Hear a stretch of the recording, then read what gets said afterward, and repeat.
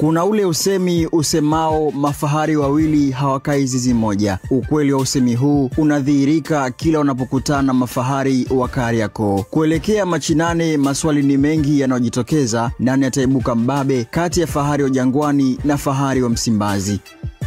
Kabla ya kutabiri nani ataibuka kinara wa mechi hii, acha nikurudishe nyuma katika mechi 5 zilizopita katika ligi kuu ya NBC Premier League ambazo wamewahi kukutana.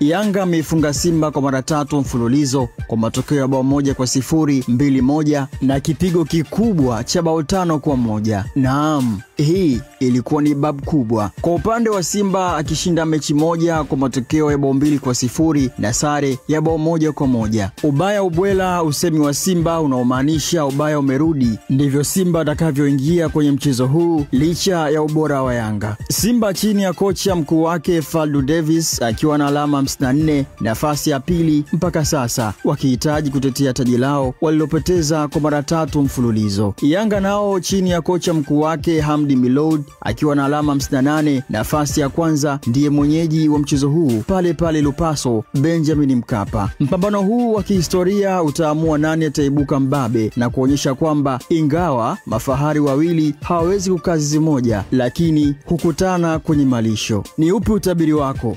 Yanga kuendeleza ubabe dhidi ya Simba au Simba kudhihirisha ile kauli yake ya ubaya ubwela?